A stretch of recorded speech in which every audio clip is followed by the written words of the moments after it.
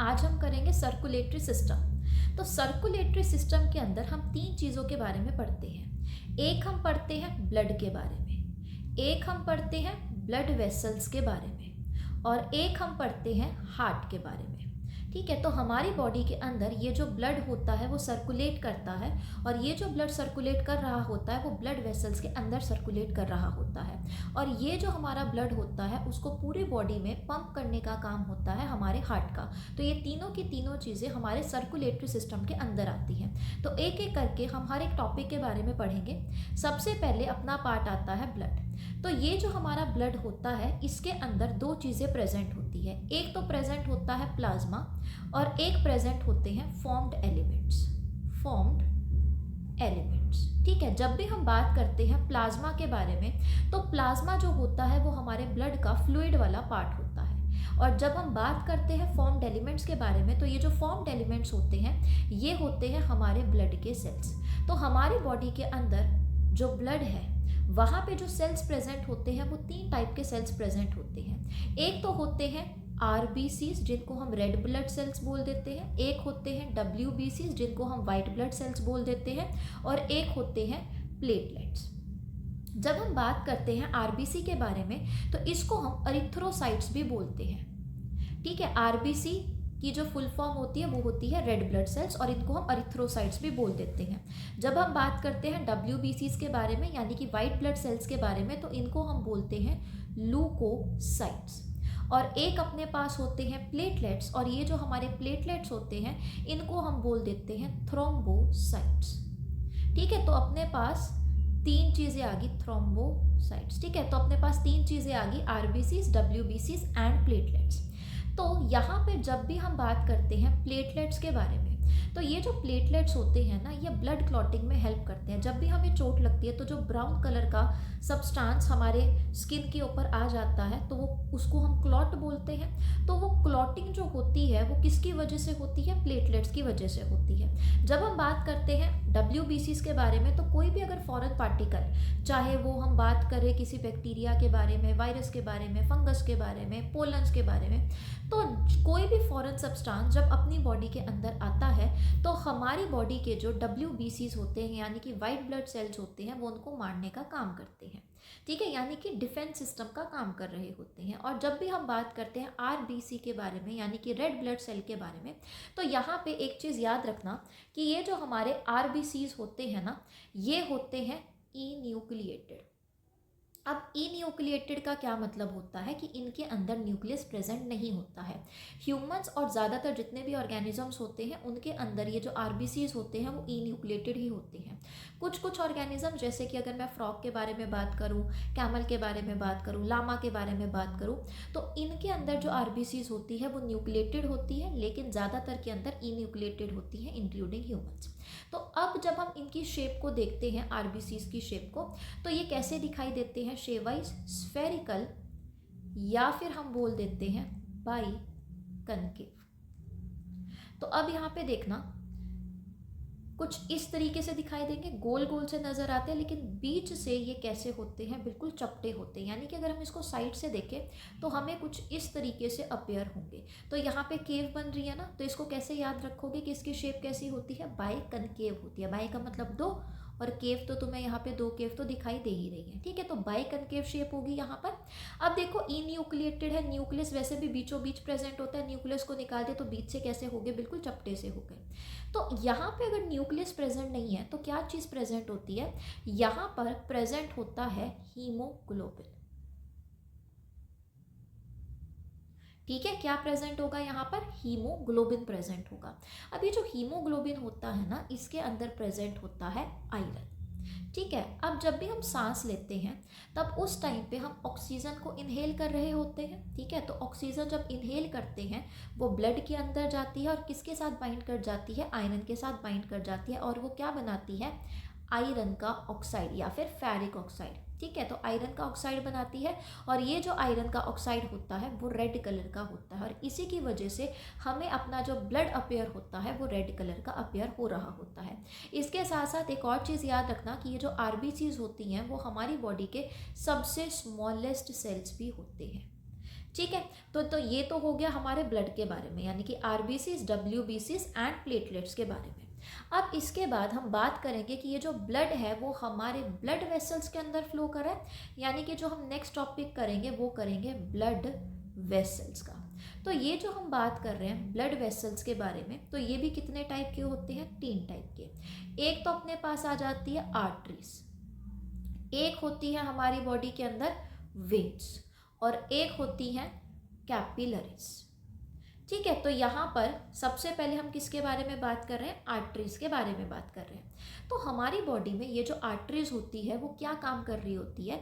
ये हमारे हार्ट से जो ब्लड है उसको लेके जाएगी हमारे बॉडी तक, बॉडी के ऑर्गन्स तक। ये जो वेन्स होती हैं वो क्या करती हैं? वो बॉडी से जो ब्लड है उसको लेके जाएगी हमारे हार्ट तक। अगर मैं यहाँ पे बात करूँ, सबसे पहले आर्टरीज के बारे में बात करते हैं। तो ये जो हमारी आर्टरीज होती है ना, जो हार्ट से बॉडी तक ब्लड को पंप करने का काम करती है। अब देखो हमारा जो हार्ट होता है वो रिदमिक कॉन्ट्रैक्शन एंड रिलैक्सेशन करता है, यानी कि जब वो ब्लड को बाहर निकालेगा उस टाइम पे बहुत प्रेशर पे जो ब्लड होगा वो बाहर निकलेगा। तो सबसे पहले कहाँ पे जाएगा? आर्टरीज में जाएगा, फिर उसके बाद कहाँ पे जाएगा? हमारे ऑर्गन्स में जाएगा। तो यहाँ पे ये जो आर्टरीज होती हैं वो कैसी होती हैं? बहुत ही ज़्यादा थिक वॉल्ड होती है। ठीक है, तो ये याद रखना कि ये कैसी होती है? थिक वॉल्ड होती है। थिक वॉल्ड क्यों होती है? क्योंकि बहुत ज़्यादा प्रेशर पे ये जो ब्लड होता है वो इन आर्टरीज तक पहुंचता है। अगर ये बहुत पतली होती तो ये फट जाती। ठीक है, तो यहाँ पे थिक वॉल्ड होती है। अगर हम वेन्स की बात करते हैं, जैसे जो हमें यहाँ पे नज़र आती है ना ब्लू ब्लू कलर की, ये सारी की सारी क्या है? वेन्स है। अंदर की तरफ आर्टरीज होती है और जो हमें बाहर की तरफ अपेयर होती हैं वो होती है हमारी वेन्स। तो वेन्स का क्या काम होता है कि हमारी बॉडी से हार्ट तक ब्लड को लेके जाना। ठीक है, तो यहाँ पर हमारी जो बॉडी होती है वो ऑक्सीजन को यूज़ कर लेगी। यहाँ से हार्ट में कौन सा खून होगा? ऑक्सीजनेटेड ब्लड होगा। वो उसको कहाँ तक पहुँचाएगा? बॉडी तक पहुँचाएगा। फिर बॉडी या फिर ऑर्गन्स के अंदर ये जो खून जा रहा है वो उस ऑक्सीजन को लेंगे, उसका इस्तेमाल करेंगे, केमिकल रिएक्शंस करेंगे और उससे निकलती है कार्बन डाइऑक्साइड गैस। अब ये जो कार्बन डाइऑक्साइड गैस होती है वो हमारी बॉडी के लिए एक वेस्ट मटेरियल की तरह होती है। ठीक है, तो उसको बॉडी से बाहर निकालना है। तो ये ज़्यादातर क्या करती है? डीऑक्सीजनेटेड ब्लड को कैरी करने का काम करती है, और जो आर्टरीज होती है वो ऑक्सीजनेटेड ब्लड को कैरी करने का काम करती है। तो अब ये क्या कर रही है? बॉडी से डीऑक्सीजनेटेड ब्लड को हार्ट तक लेके जाने का काम करेगी। ठीक है, अब देखो हमारे जो बॉडी के ऑर्गन्स होते हैं वो तो रिदमिक कॉन्ट्रैक्शन और रिलैक्सेशन नहीं कर रहे हैं, यानी कि यहाँ पे जो ब्लड होगा वो बड़े प्रेशर से तो जा नहीं रहा होगा, है ना। यानी कि क्या इनको थिक वॉल होने की ज़रूरत होगी? नहीं होगी। तो ये जो वेन्स होती है वो कैसी होती हैं? थिन वॉल्ड होती हैं। ठीक है, इसके अलावा एक और चीज़ याद रखना कि हमारा जो हार्ट है वो बीचों बीच यहाँ पे प्रेजेंट होगा। ज़्यादातर जो ऑर्गन्स होते हैं वो हार्ट से नीचे लाई कर रहे होते हैं, कम ऑर्गन्स होते हैं जो हार्ट के ऊपर लाई कर रहे होते हैं। यानी कि ज़्यादातर जो खून है, जब हम वेन्स के बारे में बात करते हैं तो वेन्स ज़्यादातर ब्लड को क्या करती है? नीचे से ऊपर की तरफ लेके जाने का काम करती है। तो यहाँ पे चांसेस होते हैं कि बैक फ्लो ऑफ ब्लड हो सकता है। तो ये जो बैक फ्लो ऑफ ब्लड हो रहा है उसको रोकने के लिए यहाँ पर क्या प्रेजेंट होते हैं? कुछ वॉल्व्स प्रेजेंट होते हैं। ये वॉल्व्स कुछ दरवाज़ों की तरह होते हैं कि ये ब्लड को ऊपर की तरफ जाने देंगे, लेकिन नीचे आने के लिए उसको वो प्रिवेंट कर देते हैं। यानी कि बेसिकली ये जो वॉल्व्स की हम बात कर रहे हैं ये किस में प्रिवेंट करती है? ये प्रिवेंट करती है बैक फ्लो ऑफ ब्लड। ठीक है, कि ब्लड को नीचे की तरफ नहीं जाने देगी ये। तो ये तो हो गया आर्टरीज और वेन्स। अब देखो ये जो कैपिलरीज होती हैं इनका मेन काम क्या होता है? हमने बोला कि आर्टरीज क्या कर रही है? ऑक्सीजनेटेड ब्लड लेके आ रही है। वो कहाँ पे जाएगा? वो जाएगा हमारे ऑर्गन्स के अंदर। फिर ऑर्गन्स में केमिकल रिएक्शंस होगी, वो कार्बन डाइऑक्साइड निकालेगा और कार्बन डाइऑक्साइड वाला खून जो होगा वो बाहर निकल जाएगा। यहाँ पे आएगा ऑक्सीजनेटेड ब्लड। यहाँ पे हम बात कर रहे हैं आर्टरीज के बारे में और यहाँ पर हम बात कर रहे हैं वेन्स के बारे में। अब ये जो ऑर्गन्स तक ये जो ब्लड जा रहा है, ब्लड का मेनली काम होता है जितने भी न्यूट्रिएंट्स वगैरह होते हैं या ऑक्सीजन वगैरह होती है उसको हर एक सेल तक पहुंचाना। ठीक है, तो ट्रांसपोर्ट का काम कर रहा है बेसिकली हमारा जो ब्लड होता है। ठीक है, तो यहाँ पे ये जो अपना ऑक्सीजन होता है, ठीक है, वो कहाँ पे गया? ऑर्गन में गया। अब ऑर्गन जो है वो किससे बना हुआ होता है? टिश्यूज़ का बना हुआ होता है। टिश्यूज़ किसके बने हुए होते हैं? बहुत सारे सेल से मिलके बने होते हैं। और ये जो ऑक्सीजन है वो किसको चाहिए होती है? सेल्स को चाहिए होती है। तो मान लो ये जैसे हमें यहाँ पे ट्यूब टाइप दिख रही है, क्या ये जो अपने पास स्ट्रक्चर है वो हर एक सेल को ऑक्सीजन प्रोवाइड कर पाएगा? नहीं, इससे भी पतला नेटवर्क होना ज़रूरी है ताकि हर एक सेल तक ऑक्सीजन पहुंच जाए। और साथ के साथ क्या होता है कि हमारा जो हार्ट होता है बहुत ही प्रेशर पे ब्लड को पंप कर रहा है, अगर उतने ही प्रेशर पे वो जो ब्लड है हमारे ऑर्गन्स तक जाएगा तो उससे ऑर्गन फेलियर के चांसेस भी होते हैं। इसीलिए यहाँ पे कुछ बहुत पतला पतला ट्यूब्स का नेटवर्क बन जाता है। ठीक है, बहुत सारा ये नेटवर्क यहाँ पे आपको देखने को मिल रहा होगा। तो ये जो हमें नेटवर्क देखने को मिलता है ना, जो ऑर्गन्स के अंदर प्रेजेंट होता है, उसको हम बोल देते हैं कैपिलरीज। और कैपिलरीज में ही ज़्यादातर क्या होता है कि यहाँ से जो ऑक्सीजन और न्यूट्रिएंट्स होगा वो कहाँ पे जाएगा? हमारे ऑर्गन के पास जाएगा, क्योंकि इसकी जो कैपिलरीज की वॉल्स होती है ना बहुत ज़्यादा पतली होती हैं। तो यहीं पे ही हमें क्या देखने को मिलती है? डिफ्यूजन। डिफ्यूजन का मतलब होता है जब भी किसी चीज़ की मूवमेंट होती है हाई कंसंट्रेशन से लो कंसंट्रेशन की तरफ, उसको हम डिफ्यूजन बोल देते हैं। तो यहाँ से ऑक्सीजन वगैरह न्यूट्रिएंट्स वगैरह कहाँ पे चली जाएगी? ऑर्गन्स तक। और ऑर्गन्स के अंदर जो भी वेस्ट मटेरियल होगा वो कहाँ पे जाएगा? कैपिलरीज के अंदर। फिर उसके बाद वो क्या बना लेगा? आगे चल के वेन्स बना लेगा। ठीक है, तो ये हो गया हमारा आर्टरीज, वेन्स एंड कैपिलरीज। तो हमारे पास जो हम तीन हमने बोला था कि सर्कुलेटरी सिस्टम के अंदर आता है, ब्लड हमारा खत्म हो गया, ब्लड वेसल्स हमारे खत्म हो गए। तीसरी हम यहाँ पर बात करते हैं हमारे हार्ट के बारे में। ठीक है, तो अभी हम यहाँ पे बात करेंगे हार्ट के बारे में। तो ये जो हमारा हार्ट होता है ना, सबसे पहले तो थोड़ा सा इसको इमेजिन करने की कोशिश करना। सबसे पहले बात तो ये सेंट्रली लोकेटेड होता है। ठीक है, और ये किस साइड को टिल्टेड होगा? लेफ्ट साइड की तरफ टिल्टेड होगा। हमारे हार्ट के अंदर कितने चैम्बर्स होते हैं? 4 चैम्बर्स होते हैं। ठीक है, ये वाली साइड है लेफ्ट साइड, ये वाली साइड है राइट साइड। अभी मैं यहाँ पे 2 कलर यूज़ करूँगी, एक तो रेड यूज़ करूँगी और एक ब्लू कलर यूज़ करूँगी। ठीक है, तो सबसे पहले यहाँ पे हम बात करते हैं, ये वाली साइड है राइट वाली साइड। ठीक है, और ये वाली साइड होगी हमारी लेफ्ट वाली साइड। तो यहाँ पे ये जो ऊपर वाला पार्ट है इसको हम बोलते हैं आर्टरिया, और नीचे वाली साइड को हम बोल देते हैं वेंट्रिकल्स। तो ये वाली साइड कौन सी है? राइट आर्टरिया।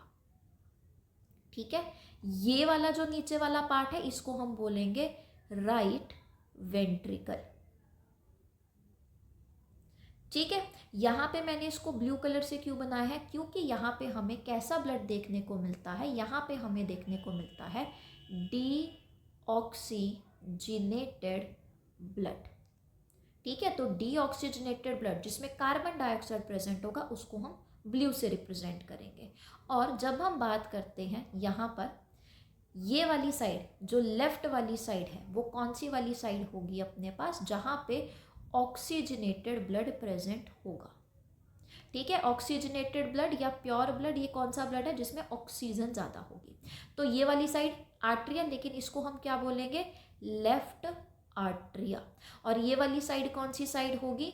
राइट लिख रही हूँ, इसको हम बोलेंगे लेफ्ट वेंट्रिकल। Left ventricle. ठीक है, अब यहाँ पे 2-3 चीज़ें और देखना। अब देखो, ये भी आर्टरिया, ये भी आर्टरिया। यहाँ पे हमें क्या दिखाई दे रही है? एक दीवार दिखाई दे रहा है, एक सेप्टम दिखाई दे रहा है। तो 2 आर्टरिया के बीच वाले सेप्टम को हम क्या बोल देते हैं? Inter arterial septum. ठीक है, इंटर का मतलब बीच में, तो 2 आर्टरिया के बीच के सेप्टम को हम क्या बोलेंगे? इंटर आर्टरियल सेप्टम बोल देंगे। अब ये क्या है? वेंट्रिकल है। वेंट्रिकल के बीच में जो सेप्टम प्रेजेंट होगा इसको हम क्या बोल देंगे? Inter ventricle septum. ठीक है, ये तो इजी है। बाकी अब देखो, आर्टरिया और वेंट्रिकल, आर्टरिया और वेंट्रिकल, इनके बीच का जो सेप्टम है इसको हम क्या बोलेंगे? यहाँ पे किस किस के बीच में है? आर्टरिया के बीच में है और वेंट्रिकल के बीच में है, तो इसको हम क्या बोलेंगे? Inter atrio ventricular septum. ठीक है, तो यहाँ पर क्या है, दो आर्टरिया के बीच में इंटर आर्ट्रियल सेप्टम, दो वेंट्रिकल के बीच में इंटर वेंट्रिकल सेप्टम, और यहाँ आर्टरिया और वेंट्रिकल के बीच में प्रेजेंट होता है इंटर आर्ट्रियो वेंट्रिकुलर सेप्टम। अब यहाँ पे ना देखो, हमने बोला कि भाई दीवारें प्रेजेंट है यहाँ पर, तो ब्लड जो होगा वो यहाँ इन चारों चैम्बर्स में कैसे मूव करेगा, तो कोई ना कोई यहाँ पे दरवाज़ा भी तो प्रेजेंट होगा ना। तो यहाँ पे कुछ दरवाजे प्रेजेंट होते हैं, ठीक है, ब्लैक कलर लेते हैं इसके लिए, कुछ दरवाजे प्रेजेंट होते हैं जो यहाँ पर प्रेजेंट होगा। यहाँ पे ऐसे एज्यूम करके चलो कि यहाँ पे 3 दरवाजे प्रेजेंट होंगे, तो 3 के लिए हम क्या वर्ड यूज़ करते हैं, ट्राई वर्ड यूज़ करते हैं। तो इसको हम क्या बोलेंगे, ट्राई कस्पिड वॉल्व। ठीक है, क्या बोलेंगे इसको हम, ट्राई कस्पिड वॉल्व। वॉल्व का क्या फंक्शन होता था कि वो बैक फ्लो ऑफ ब्लड को रोकने का काम करता है। यहाँ पे भी ये क्या करेगा, बैक फ्लो ऑफ ब्लड को रोकने का काम करेगा कि राइट आर्टरिया से राइट वेंट्रिकल पे जो ब्लड जाएगा वो दोबारा से आर्टरिया की तरफ ना चला जाए, इसलिए यहाँ पे ये वॉल्व प्रेजेंट होती है। और यहाँ पे कितनी वॉल्व प्रेजेंट होती है, 3, इसलिए हम इसको क्या बोलते हैं, ट्राई कस्पिड वॉल्व बोल देते हैं। ठीक है, फिर उसके बाद यहाँ पर जो प्रेजेंट होगा उसको हम बोल देते हैं बाई कस्पिड वॉल्व। बाई का मतलब क्या हुआ कि यहाँ पे ऐसे एज्यूम करना कि 2 दरवाजे प्रेजेंट हैं। ठीक है, तो यहाँ पे हमने क्या बोल दिया, बाय कस्पिड वॉल्व बोल दिया। ठीक है, तो ये इतना क्लियर हो गया। अब थोड़ा सा इसको अच्छे से समझते हैं कि किस तरीके से जो ब्लड होता है वो हमारे हार्ट में आता है और बाहर की तरफ जाता है। ठीक है, तो अभी हम यहाँ पे बात करेंगे, दोबारा से हम यहाँ पे बना लेते हैं हार्ट, जो कि लेफ्ट साइड की तरफ टिल्टेड होगा। ठीक है, यहाँ पे होते हैं 4 चैम्बर्स, ऊपर वाले आर्टरिया, नीचे वाले वेंट्रिकल्स। ठीक है, सबसे पहले हम यहाँ पर बात करेंगे कि हमारी बॉडी से कैसा ब्लड आ रहा है, डीऑक्सीजनेटेड ब्लड आ रहा है। वो कहाँ पे जाएगा, वो जाएगा हमारे यहाँ पर राइट आर्टरिया की तरफ। ठीक है, और राइट आर्टरिया में भी किसके थ्रू जाता है, ये वीना केवा के थ्रू जाता है। यहाँ पर एक पेयर प्रेजेंट होता है वीना केवा का, जो ऊपर वाली होती है उसको हम बोल देंगे सुपीरियर वेना केवा। ठीक है, और नीचे वाली को हम क्या बोल देंगे, इंफीरियर वेना केवा। ठीक है, ये तो नाम से पता लग रहा है, सुपीरियर यानी कि ऊपर वाली, इंफीरियर यानी कि नीचे वाली। तो बॉडी से जो भी डीऑक्सीजनेटेड ब्लड है वो superior vena cava and inferior vena cava से हमारे राइट आर्टरिया के अंदर जाता है। फिर उसके बाद वो कहाँ पे जाएगा, हमारे राइट वेंट्रिकल में जाएगा। और किसके थ्रू जाएगा, यहाँ पे क्या प्रेजेंट थे, दरवाजे प्रेजेंट थे, यहाँ पे कैसा था, ट्राइकस्पिड वॉल्व प्रेजेंट था। ठीक है, अब उसके बाद राइट वेंट्रिकल से यहाँ से निकलती है एक ट्यूब। ठीक है, और इसको हम क्या बोल देते हैं, पल्मनरी आर्टरी। अब देखो, हमने अभी अभी पीछे बोला था कि आर्टरी का क्या काम होता है, आर्टरी का काम होता है ब्लड को हार्ट से बॉडी तक लेके जाना। तो हार्ट से बाहर ही जा रहा है ना, इसलिए हमने इसको क्या बोला, पल्मनरी आर्टरी बोला है। ठीक है, तो यहाँ पे पल्मनरी आर्टरी है, लेकिन ये ऑक्सीजनेटेड ब्लड नहीं कैरी कर रहा है इस बार।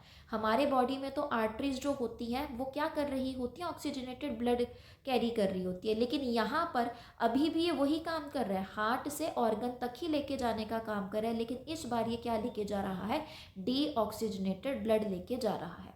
तो पल्मनरी आर्टरी से जो डीऑक्सीजनेटेड ब्लड है वो कहाँ पे जाएगा, हमारे लंग्स में जाएगा। और लंग्स में क्या होती है, एक्सचेंज ऑफ गैसेस, हम सांस ले रहे हैं ऑक्सीजन, वो हमारे लंग्स में गए, एल्वेलाई में गए। ठीक है, उसके बाद कैपिलरीज में एक्सचेंज ऑफ गैसेस हुआ और हम कार्बन डाइऑक्साइड बाहर निकाल देते हैं। तो लंग्स में क्या हो गया है, एक्सचेंज ऑफ गैसेस। ठीक है, तो यहाँ पे हो गया एक्सचेंज ऑफ गैसेस, यानी कि अब हमारे ब्लड के अंदर क्या आ चुका है, ऑक्सीजन आ चुका है, कार्बन डाइऑक्साइड निकल चुका है। तो अब ये जो ऑक्सीजनेटेड ब्लड है वो कहाँ पे एंटर करेगा, वो एंटर करेगा हमारे लेफ्ट आर्टरिया के अंदर। ठीक है, तो यहाँ से क्या आया है अपने पास, ऑक्सीजनेटेड ब्लड आया, लेफ्ट आर्टरिया में गया, लेफ्ट आर्टरिया से वो कहाँ पे चला जाएगा, हमारे लेफ्ट वेंट्रिकल में चला जाएगा। और ये जो लेफ्ट वेंट्रिकल है यहाँ पे क्या प्रेजेंट होता है, बायकस्पिड वॉल्व प्रेजेंट होती है। लेफ्ट वेंट्रिकल से ये जो हमारा खून होगा वो कहाँ पे जाएगा, एक पाइप में जाएगा जिसको, अच्छा एक और चीज़ यहाँ पे याद रखना, लंग्स से जो ये लेफ्ट आर्टरिया में गया है ना खून, वो किसके थ्रू जाता है, पल्मनरी वेन।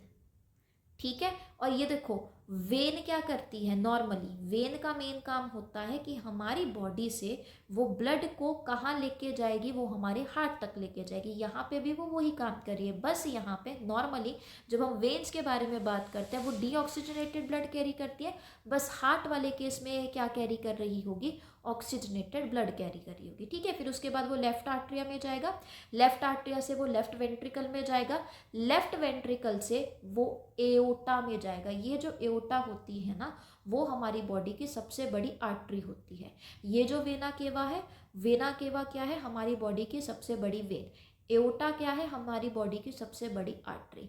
एओर्टा से ये यहाँ पे बहुत सारी कैपिलरीज में ये चेंज हो जाएगा और फिर उसके बाद जो ब्लड होगा वो कहाँ पे जाएगा, हमारी बॉडी के अंदर चला जाएगा। ठीक है, तो इस तरीके से ये जो ब्लड होता है वो हमारी बॉडी के अंदर फ्लो कर रहा होता है। अब एक चीज़ यहाँ पे ध्यान रखना कि देखो वेंट्रिकल्स का मेन काम यहाँ पे क्या हो रहा है, जैसे राइट वेंट्रिकल तो चलो ठीक है कि वो लंग्स तक पंप करने का काम कर रही है, लेकिन ये जो अपना लेफ्ट वेंट्रिकल है वो क्या कर रहा है कि ये जो ब्लड है उसको हमारी पूरी बॉडी में पंप करने का काम कर रहा होगा, यानी कि इसको क्या होना पड़ेगा, बहुत ज़्यादा मस्कुलर होना पड़ेगा। ठीक है, ये चीज़ याद रखना। बाकी एक बार दोबारा से ये जो हमने पूरा का पूरा ये हार्ट वाला देखा है कि किस तरीके से ब्लड आ रहा है, किस तरीके से ब्लड जा रहा है, उसको हम अच्छे से लिखने की कोशिश करते हैं। ठीक है, तो यहाँ पर सबसे पहले हम बात करेंगे कि आया डीऑक्सीजनेटेड ब्लड, बॉडी से क्या आया, डीऑक्सीजनेटेड ब्लड आया, डीऑक्सीजनेटेड ब्लड। ठीक है, ये जो डीऑक्सीजनेटेड ब्लड है वो वीना केवा के थ्रू कहाँ पे जा रहा है, हार्ट में, राइट आर्टरिया में जा रहा है। राइट आर्टरिया से वो कहाँ पे जाएगा, राइट वेंट्रिकल में जाएगा। और राइट आर्टरिया और राइट वेंट्रिकल के बीच में कौन सी वॉल्व प्रेजेंट होती है, ट्राइकस्पिड वॉल्व प्रेजेंट होती है। ठीक है, राइट वेंट्रिकल से ये कहाँ पे जाएगा, ये जाएगा पल्मनरी आर्टरी में, पल्मनरी आर्टरी से ये जाएगा हमारे लंग्स में, और लंग्स में क्या हो जाता है, एक्सचेंज ऑफ गैसेस। ठीक है, जब गैसेस का हो गया एक्सचेंज, यानी कि अब क्या आ गया है अपने पास, डीऑक्सीजनेटेड ब्लड।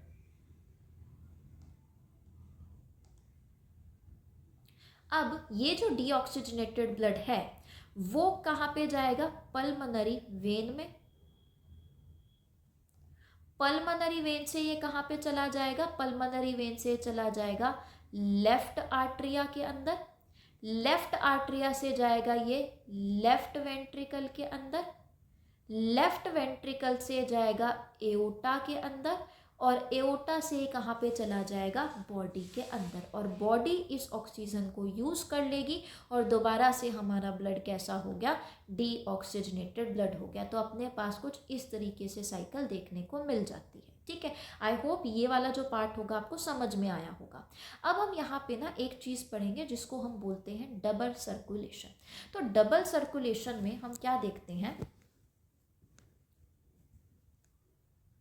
डबल सर्कुलेशन में हम यहाँ पे क्या देखते हैं, अब ध्यान देना, यहाँ पर बीचों बीच क्या प्रेजेंट था, हमारा हार्ट प्रेजेंट था। ठीक है, ये है हार्ट। यहाँ पे हम बात कर लेते हैं लंग्स के बारे में। ठीक है, यहाँ पे हम लिख देते हैं हमारी बॉडी।